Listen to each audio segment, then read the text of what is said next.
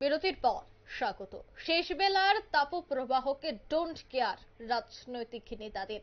পূর্ব আসরে প্রত্যেকটি রাজনৈতিক দল সেই তাপপ্রবাহকে উপেক্ষা করে অভিযানে নেমেছে।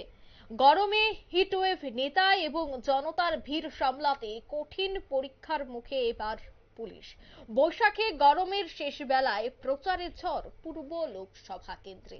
সে বিষয়ে বিস্তারিত জানবো। টেলিফোন লাইনে রয়েছে নিউজ ভ্যানগার্ড প্রতিনিধি বিপ্লব চন্দ্র। বিপ্লব দা, একদিকে গরম, অন্যদিকে হেভিওয়েট নেতা এবং জনতাদের ভিড় বিভিন্ন জনসভায়, তাকে কেন্দ্র করে এক প্রকার চ্যালেঞ্জের মুখে রাজ্য পুলিশ, কি বলবে? যে 26শে এপ্রিল দ্বিতীয় পর্যায়ের ভোট পূর্ব ত্রিপুরা আসনের, এবং এই ভোট গ্রহণের আজ হলো সড়ক প্রচারের শেষ দিন, এবং শেষ দিনের শেষ বেলাতে বা অর্থাৎ অন্তিম লগ্নে কিন্তু ঝড় উঠেছে ইতিমধ্যেই।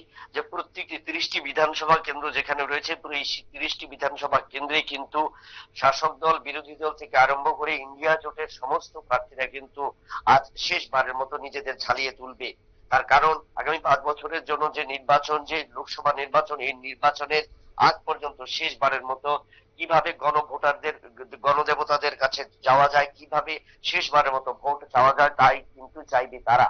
এবং সেই ক্ষেত্রে উত্তর এবং পূর্বের বিভিন্ন যে সমস্ত এলাকাগুলো রয়েছে, অর্থাৎ পূর্ব ত্রিপুরার যে সমস্ত এলাকাগুলোতে এবং চড়াই উতরাই যে পার্বত্য এলাকা, সেই এলাকায় কিন্তু আজ ভাগে ভাগে, প্রতিটি ভাগে যে 30টি বিধানসভা কেন্দ্র রয়েছে, সেই 30টি বিধানসভা কেন্দ্রে কিন্তু তারা ঝাঁপাবেন। বিশেষ করে গত 19শে এপ্রিল যখন পূর্ব পশ্চিম ত্রিপুরার ভোট গ্রহণ শেষ হয়, তারপর থেকে কিন্তু একের পর এক জ্বালামুখী প্রচার শুরু করেছিল শাসক দল, বিরোধী দল এবং ইন্ডিয়া জোটের সমস্ত প্রার্থী এবং হেভিওয়েট নেতৃত্বরা। আজও কিন্তু তা চলবে, এবং শেষ বেলাতে তারা কিন্তু একে একে সেখানে কিন্তু থাকবেন জিতেন্দ্র চৌধুরী, বিরোধী দলের নেতা থাকবেন সুদীপ রায় বর্মন, থাকবেন আশিস কুমার সাহা থেকে শুরু করে কংগ্রেসের হেভিওয়েট নেতৃত্বরা। অন্যদিকে গত 20 তারিখ থেকে কিন্তু মুখ্যমন্ত্রী ডক্টর মানিক শাহ সেখানে রয়েছেন। পূর্বতন মুখ্যমন্ত্রী তথা পশ্চিম ত্রিপুরার যে প্রার্থী বিপ্লব কুমার দেব রয়েছেন, বিজেপি সভাপতি রাজীব ভট্টাচার্য রয়েছেন, অন্যান্য নেতৃত্বরা, ভগবান দাস থেকে শুরু করে প্রত্যেক নেতৃত্বরা, তারাও কিন্তু ঝড় তুলবেন। এবার সেই ক্ষেত্রে বামেদের অতীতের দুর্গ বলে পরিচিত কিন্তু পূর্ব ত্রিপুরা, এবং সেই জায়গায় এবার বিজেপি কতটা নিজেদের জাত বসাতে পারে, নিজেদের কতটা তুলে ধরতে পারে। কারণ এবছরের এই অষ্টাদশ লোকসভা নির্বাচনকে ঘিরে কিন্তু সবচেয়ে বেশি পাখির চোখ সেখানে রয়েছে। কারণ সেখানে একদিকে হলো ইন্ডিয়া জোট, যেটা নিয়ে মানুষ একরকম ভাবে চোখে দেখছে, অন্যদিকে বিজেপির যে নতুন দল যে সামিল হয়েছে, সহকারী দল হিসেবে যেটা রয়েছে, সে হলো তিপ্রা মথা। আইপিএফটির সাথে যাদের আঁতাত ছিল, তার পরবর্তীতে এই নির্বাচনে তারা তিপ্রা মথার সাথে জোট করেছে।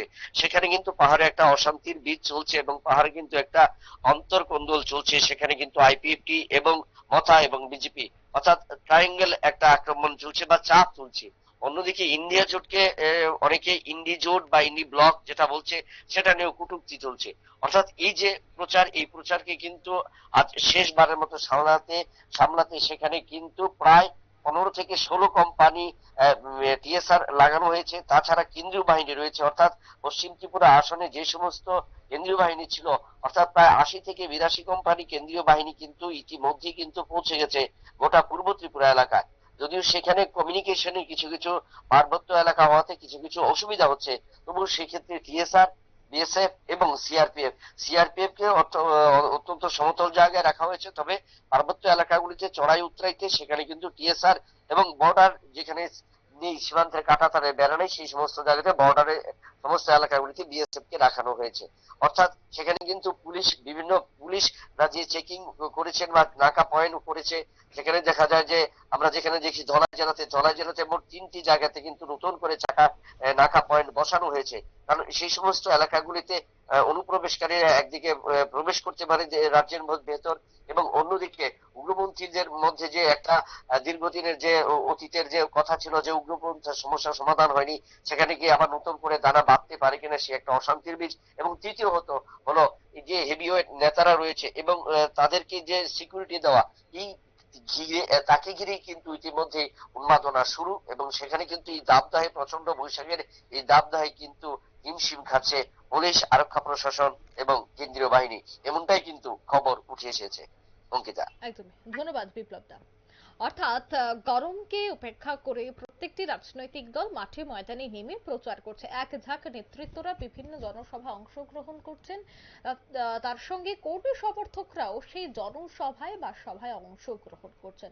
তাকে কেন্দ্র করে রাজ্যের পুলিশ কিন্তু এবার চ্যালেঞ্জের মুখে, অর্থাৎ নিরাপত্তাকে কেন্দ্র করে কিভাবে কর্মী সমর্থকদের নিরাপত্তা দেওয়া যায়, কিভাবে নেতৃত্বদের নিরাপত্তা দেওয়া যায়, সমস্ত বিষয়ে কিন্তু ইতিমধ্যে সজাগ দৃষ্টি রেখে কাজ করতে হচ্ছে রাজ্যের পুলিশ প্রশাসনকে। নিয়ে নিচ্ছে ছোট্ট একটি বিজ্ঞাপন বিরতি, সঙ্গে থাকুন।